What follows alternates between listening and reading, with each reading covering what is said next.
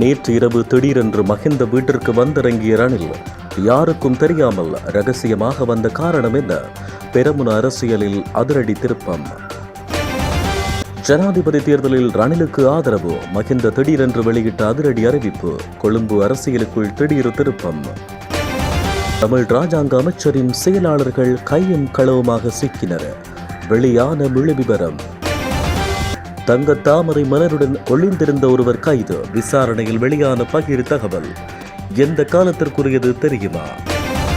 கெட்டுப்போன டின்மீனை இலங்கைக்கு அனுப்பிய சீனா, மக்களுக்கு அவசர தகவல். துறைமுகத்தில் நடந்த பாரிய மோசடி. தேசியவாதத்தை கையில் எடுத்துள்ள ஜனாதிபதி வேட்பாளர். 4ஆம் தேதி அறிமுகம்.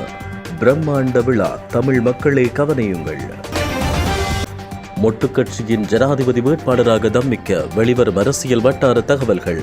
உண்மைகளை மறைக்கும் உட்பூசல்கள். பிரபல பாடசாலை மாணவர்களுக்கிடையில் ஏற்பட்ட மோதல். 4 பேர் வைத்தியசாலையில். பஸ் நிலையத்தில் காத்திருந்த கும்பல். நெடுந்தீவு கடற்பரப்பில் பதற்றம். ஸ்ரீலங்கா நேவியின் படகால் இடித்து மூழ்கடிக்கப்பட்டதா மீனவர் படகு. இந்திய மீனவர் ஒருவர் உயிரிழப்பு. அனைத்து பாடசாலை மாணவர்களுக்கும் வெளியான முக்கிய அறிவிப்பு.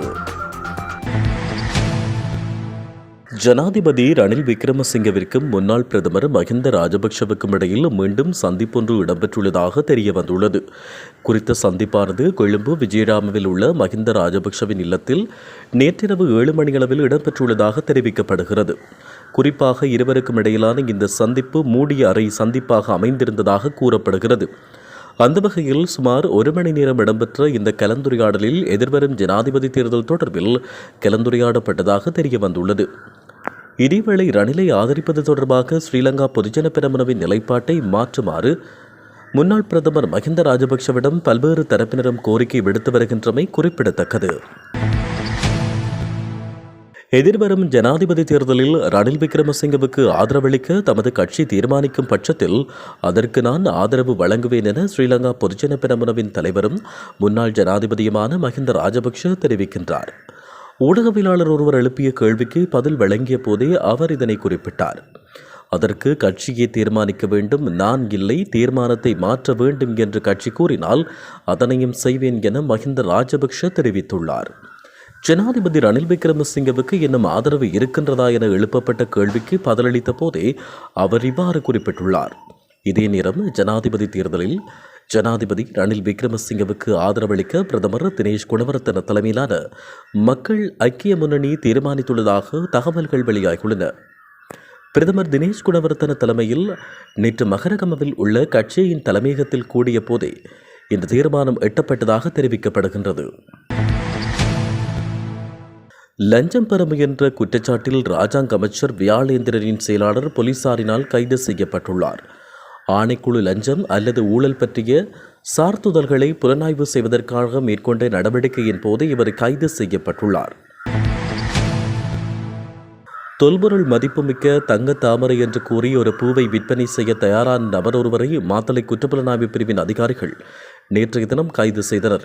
மாத்தளை போலீஸ் பிரிவுக்குட்பட்ட அலுவிகார பிரதேசத்தில் மாத்தளை குற்றப்புலனாய்வு பிரிவின் அதிகாரிகளுக்கு கிடைக்கப்பெற்ற தகவலின் பிரகாரம் மேற்கொள்ளப்பட்டிருந்த சுற்றி வளைப்பின் போதே அவர் கைது செய்யப்பட்டார். பல்வேறு அளவுகளில் 24 இதழ்களை கொண்ட தொல்லியல் மதிப்புடையதாக கூறப்படுகிற இந்த தங்க தாமரை மலரின் எடை 706 கிராம் என தெரிவிக்கப்படுகிறது. குறித்த மலரை 50 லட்சம் ரூபாவுக்கு விற்பனை செய்ய சந்தேக நபர் முயற்சித்ததாக தெரிவிக்கப்படுகிறது. கைது செய்யப்பட்டவர் 33 வயதான மாத்தளை கடுவுப்பெல்லல பிரதேசத்தைச் சேர்ந்தவர் ஆவார். சீனாவில் இருந்து கொண்டுவரப்பட்ட தகுதியற்ற 30 கண்டெய்னர் மீன் டின்கள் துறைமுகத்தில் சிக்கியுள்ளதாக தகவல் வெளியாகியுள்ளது. மனித பாவனைக்கு தகுதியற்ற தரம் குறைந்த மீன்கள் இலங்கைக்கு இறக்குமதி செய்யப்பட்டுள்ளதாகவும் அவற்றை சுங்கத்தில் இருந்து விடுவிப்பதில் சிக்கல்கள் ஏற்பட்டுள்ளதாகவும் தெரிவிக்கப்படுகின்றது. பல வருடங்களாக டீப் ஃப்ரீசர்களில் வைக்கப்பட்ட மீன்களில் இருந்து தயாரிக்கப்பட்ட டின் ஈனே சீனோவில் இருந்து இலங்கைக்கு அனுப்பி வைக்கப்பட்டதாக கூறப்படுகிறது. டின்மீன் இறக்குமதிக்கு தடை விதிக்கப்பட்ட போதிலும் கடந்த காலப்பகுதியில் பாரிய அளவிலான டின்மீன்கள் இலங்கைக்கு இறக்குமதி செய்யப்பட்டதாக சந்தை வட்டாரங்கள் தெரிவிக்கின்றன. தரம் குறைவான டின்மீன்களை இறக்குமதி செய்து மிக குறைந்த விலைக்கு விற்பனை செய்வதனூடாக சில இறக்குமதியாளர்கள் வேறு கடத்தல் நடவடிக்கைகளை மேற்கொள்வதாகவும் தகவல்கள் தெரிவிக்கின்றன. டின்மீன்களுக்கு இறக்குமதி தடை விதிக்கப்பட்டுள்ள போதிலும் இந்த கடத்தல் இடம்பெற்று வருவதாகவும் புறக்கோட்டை சந்தை வட்டாரங்கள் தெரிவிக்கின்றன. மவ்பிம ஜனதா கட்சி தலைமையில் சர்வஜன அதிகாரம் என்ற கூட்டணி உருவாக்கப்பட்டுள்ளது. மவ்பிம ஜனதா கட்சியின் தலைவரான வர்த்தகர் லலித் ஜெயவீர பொதுஜன பெரமுனவில் இருந்து விலகி நாடாளுமன்றத்தில் சுயாதீனமாக இயங்கி வரும் சில நாடாளுமன்ற உறுப்பினர்களின் ஆதரவுடன் சர்வஜன அதிகாரம் கூட்டணி உருவாக்கப்பட்டுள்ளது. நாடாளுமன்ற உறுப்பினர்களான விமல் வீரவன்ச, உதய கம்மன்பில, வாசுதேவன் ஆணையக்கார் உட்பட முன்னாள் நாடாளுமன்ற உறுப்பினர்கள், முன்னாள் ஆளுநர்கள், முன்னாள் மாகாண சபை, பிரதேச சபை உறுப்பினர்கள் என பலரும் சர்வஜன அதிகாரத்துடன் கைகோர்த்துள்ளனர். தேசியவாதத்தை முன்னிறுத்தி மவ்பிம ஜனதா கட்சி உருவாக்கப்பட்டுள்ளதாக அதன் தலைவர் திலித் ஜெயவீர கட்சியின் கொள்கை விலக மாநாட்டில் அறிவித்திருந்தார். இந்த கூட்டணியின் ஜனாதிபதி வேட்பாளர் எதிர்வரும் 4ஆம் தேதி அறிவிக்கப்பட உள்ளார். ஸ்ரீலங்கா பொதுஜன பெரமுனவின் ஜனாதிபதி வேட்பாளராக தொழிலதிபர் தம்மிக்க பிரேரா நியமிக்கப்பட உள்ளதாக கட்சி வட்டாரங்கள் தெரிவிக்கின்றன. ஸ்ரீலங்கா பொதுஜன பெரமுனவின் ஜனாதிபதி வேட்பாளர் எதிர்வரும் 7ஆம் தேதி அறிவிக்கப்படுவார் என்றும் தகவல்கள் தெரிவிக்கின்றன. ஜனாதிபதி வேட்பாளர் தொடர்பில் பொதுஜன பெரமுனவின் பல சுற்று கலந்துரையாடல்கள் எதிர்வரும் நாட்களில் கொழும்பு நெலுமாவத்தை கட்சி அலுவலகத்தில் இடம்பெற உள்ளது. பொதுஜன பெரமுனவின் ஜனாதிபதி வேட்பாளர் யார் என்பது முன்னதாக அறிவிக்கப்படவிருந்த நிலையில் தவிர்க்க முடியாத சில காரணங்களால் அது தாமதமானதாக தெரிவிக்கப்பட்டது. இதே நேரம் ஸ்ரீலங்கா பொதுஜன பெரமுனவின் வேட்பாளர் குறித்து 4 பேர் தொடர்பான கலந்துரையாடல்கள் நடத்தப்பட்டன. பெரும்பாலான மக்கள் தம்மிக்க பிரேராவிடம் தங்கள் ஆர்வத்தை வெளிப்படுத்தியிருந்தனர். இந்நிலையில் கடந்த திங்கட்கிழமை 29ஆம் தேதி இடம்பெற்ற ஸ்ரீலங்கா பொதுஜன பெரமுனவின் அரசியல் சபை கூட்டத்தில் ஜனாதிபதி தேர்தலில் மொட்டு சின்னத்தில் தனி வேட்பாளரை முன்வைக்க தீர்மானிக்கப்பட்டுள்ளது. ஹட்டன் பகுதியொன்றில் உள்ள பிரபல பாடசாலை மாணவர்களுக்கு இடையில் ஏற்பட்ட மோதலில் காயமடைந்த 4 மாணவர்கள் டிக்கோயா கிழங்கநாதார வைத்தியசாலையில் அனுமதிக்கப்பட்டுள்ளதாக போலீசார் தெரிவிக்கின்றனர். இச்சம்பவம் நேற்று 3 மணியளவில் இடம்பெற்றதாக ஹட்டன் போலீசார் தெரிவித்தனர். சம்பவம் தொடர்பில் போலீசார் மேற்கொண்ட விசாரணையில் ஒரே பாடசாலையில் கல்வி பயின்று வரும் 2 மாணவர் குழுக்களுக்கிடையில் இந்த மோதல் சம்பவம் ஏற்பட்டுள்ளதாக தெரிய வந்துள்ளது. பாடசாலை நேரம் நிறைவடைந்து வீடு திரும்பிக் கொண்டிருந்த நிலையில் ஹட்டன் பேருந்து நிலையத்தில் வைத்து ஒரு மாணவன் கத்தியால் மற்றொரு மாணவனை தாக்கியுள்ளார்.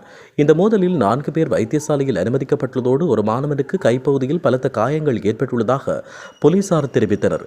மேலும் சம்பவத்தோடு தொடர்புடைய 3 மாணவர்கள் மீது தாக்குதல் மேற்கொள்ளப்பட்ட நிலையில் மொத்தம் 4 மாணவர்கள் இவ்வாறு வைத்தியசாலையில் அனுமதிக்கப்பட்டுள்ளதாக ஹட்டன் போலீசார் தெரிவித்தனர். தாக்குதல் நடத்திய மாணவனை ஹட்டன் போலீசார் கைது செய்துள்ளதோடு சம்பவம் தொடர்பில் மேலதிக விசாரணைகளை ஹட்டன் போலீசார் மேற்கொண்டு வருகின்றமை குறிப்பிடத்தக்கது. யாழ்ப்பாணம் நெடுந்தீவு கடற்பரப்பில் அத்துமீறி மீன்பிடியில் ஈடுபட்டிருந்த இந்திய மீனவர் ஒருவர் கடலில் மூழ்கி உயிரிழந்துள்ளார். குறித்த சம்பவம் இன்று அதிகாலை இடம்பெற்றுள்ளது. நெடுந்தீவு கடற்பரப்பில் 5 இந்திய மீனவர்களுடன் படகொன்று மீன்பிடியில் ஈடுபட்டது. இதன்போது ரோந்து நடவடிக்கையில் ஈடுபட்டிருந்த இலங்கை கடற்படை படகு அத்துமீறி மீன்பிடியில் ஈடுபட்டிருந்த இந்திய மீனவர்களின் படகை கைப்பற்ற முனைந்த போது இந்திய மீனவர்களின் படகு கவிழ்ந்து குறித்த அசம்பாவிதம் ஏற்பட்டதாக தகவல்கள் தெரிவிக்கின்றன. 2 மீனவர்கள் கடலில் விழுந்த நிலையில் ஒருவர் நீரில் மூழ்கி உயிரிழந்துள்ளார். ஒருவரை காணவில்லை என தகவல்கள் தெரிவிக்கின்றன. இச்சம்பவத்தால் குறித்த கடற்பரப்பில் பதற்றமான சூழ்நிலை ஏற்பட்டதாகவும் தெரிவிக்கப்படுகின்றது. நாட்டில் உள்ள அனைத்து அரச, தனியார் மற்றும் விசேட பாடசாலைகளில் பயிலும் மாணவர்களுக்கு இன்று முதல் 3 வருட காலத்திற்கு மாணவர் காப்புறுதி வழங்கப்பட உள்ளதாக தெரிவிக்கப்பட்டுள்ளது. கல்வி அமைச்சுக்கு இலங்கை காப்புறுதி கூட்டுத்தாபனத்துக்கும் இடையில் காப்புறுதியை நடைமுறைப்படுத்துவது தொடர்பான உடன்படிக்கையில் கைச்சாத்திடும் போதே கல்வி அமைச்சர் சுசில் பிரேமஜயந்த இதனை தெரிவித்துள்ளார். நேற்று இரவு திடீரென்று மஹிந்த வீட்டிற்கு வந்திறங்கிய ரணில் யாருக்கும் தெரியாமல் ரகசியமாக வந்த காரணம் என்ன? பெரமுன அரசியலில் அதிரடி திருப்பம். ஜனாதிபதி தேர்தலில் ரணிலுக்கு ஆதரவு, மஹிந்த திடீரென்று வெளியிட்ட அதிரடி அறிவிப்பு. கொழும்பு அரசியலுக்குள் திடீர் திருப்பம். தமிழ் ராஜாங்க அமைச்சரின் செயலாளர்கள் கையும் களவுமாக சிக்கினர். வெளியான முழு விவரம். தங்க தாமரை மலருடன் ஒளிந்திருந்த ஒருவர் கைது. விசாரணையில் வெளியான பகிர் தகவல். எந்த காலத்திற்குரியது தெரியுமா? கெட்டுப்போன டின்மீனை இலங்கைக்கு அனுப்பிய சீனா. மக்களுக்கு அவசர தகவல். துறைமுகத்தில் நடந்த பாரிய மோசடி. தேசியவாதத்தை கையில் எடுத்துள்ள ஜனாதிபதி வேட்பாளர் 4ஆம் தேதி அறிமுகம். பிரம்மாண்ட விழா. தமிழ் மக்களை கவனியுங்கள். மொட்டு கட்சியின் ஜனாதிபதி வேட்பாளராக தம்மிக்க வெளிவரும் அரசியல் வட்டார தகவல்கள். உண்மைகளை மறைக்கும் உட்பூசல்கள். பிரபல பாடசாலை மாணவர்களுக்கிடையில் ஏற்பட்ட மோதல். 4 பேர் வைத்தியசாலையில். பஸ் நிலையத்தில் காத்திருந்த கும்பல். நெடுந்தீவு கடற்பரப்பில் பதற்றம். ஸ்ரீலங்கா நேவியின் படகால் இடித்து மூழ்கடிக்கப்பட்டதா மீனவர் படகு. இந்திய மீனவர் ஒருவர் உயிரிழப்பு.